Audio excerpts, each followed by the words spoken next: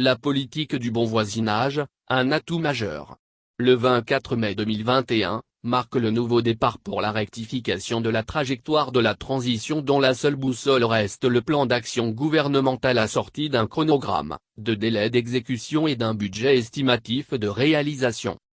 Cette transition qui se démarque des anciennes pratiques de gouvernance ayant mis le pays à terre, est sur la voie d'une inclusion totale pour réaliser les principales préoccupations des Maliennes et des Maliens de l'intérieur et de la diaspora, à savoir l'amélioration substantielle de la situation sécuritaire, la justice distributive et la refondation de l'État malien. Il s'agit de promouvoir une gouvernance de rupture, d'exemplarité et de redevabilité.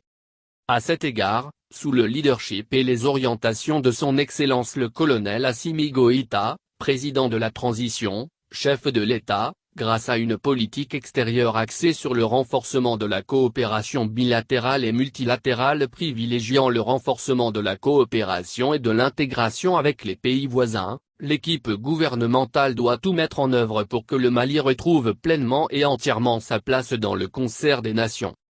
C'est pourquoi elle est présente dans les tous événements majeurs du continent afin d'expliquer la situation politique du Mali à nos partenaires pour avoir une lecture commune et une compréhension mutuelle des enjeux et défis actuels. Le Mali a besoin de l'accompagnement de ses partenaires pour la réussite de la transition.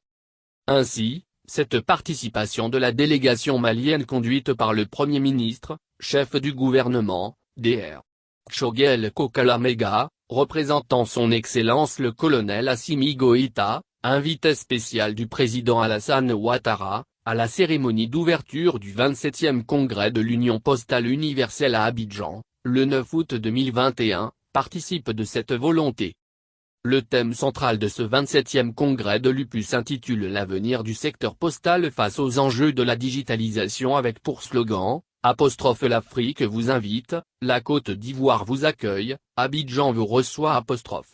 C'est plus de 600 délégués provenant de 192 pays dont le Mali, qui participent à cet événement majeur qui se tient en Afrique 87 ans après l'Égypte en 1934 et dont les travaux devront aboutir à l'élaboration et l'adoption d'une stratégie mondiale 2021-2024, appelée Stratégie postale d'Abidjan pour le développement des services postaux à travers le monde. Un créneau important pour notre pays de magnifier son talent, son savoir-faire dans le domaine postal, des arts et de la culture. Par ailleurs, cette visite a été fructueuse à bien des égards. Le Premier ministre a sollicité le soutien à la candidature malienne pour siéger au conseil d'administration de l'UPU. Aussi, il a été reçu en audience, par le Premier ministre ivoirien, M. Patrick Achié, et a eu des entretiens bilatéraux avec Madame le ministre d'État, ministre des Affaires étrangères, de l'intégration africaine et de la diaspora de Côte d'Ivoire et avec le ministre camerounais des Affaires étrangères et des Camerounais de l'extérieur. Il faut rappeler que le Cameroun assure en ce moment, la présidence du Conseil Paix et Sécurité de l'Union africaine. Il a aussi rencontré le ministre, conseiller spécial du président de la République de Côte d'Ivoire qui co-présidait la conférence des ministres de l'UPU avec son homologue ivoirien. En marge du congrès, le Premier ministre a accordé une interview sur la situation politique au Mali à la chaîne panafricaine Africa 24 et d'autres médias africains et étrangers.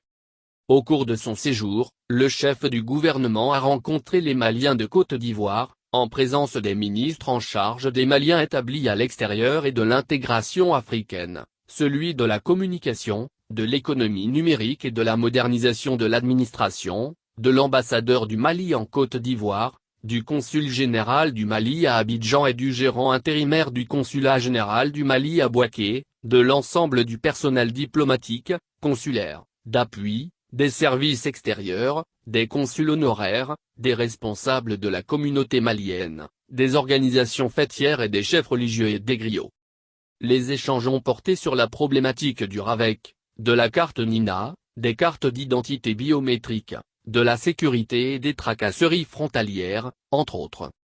Les participants ont également formulé des recommandations pour la réussite de la transition en cours, de même que le ministre en charge des Maliens de l'extérieur a apporté des réponses satisfaisantes, à savoir les opérations d'enrôlement spécial pour les Maliens de l'extérieur, les études en cours de finalisation pour l'établissement des cartes d'identité biométriques. Très satisfait de la qualité des échanges, le Premier ministre a expliqué la situation politique au Mali, donné la vision et les orientations du président de la transition, le plan d'action gouvernemental, les assises de la refondation. Cette dernière se tiendra sur le territoire national et à l'extérieur en vue d'impliquer toutes les composantes de la société, a-t-il indiqué.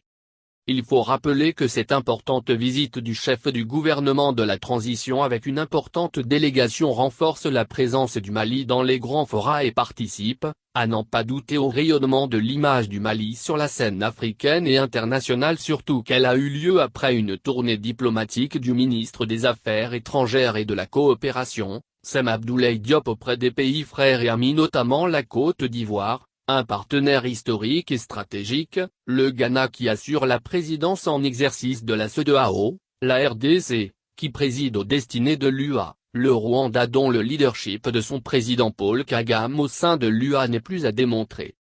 Le Premier ministre, chef du gouvernement, Dr.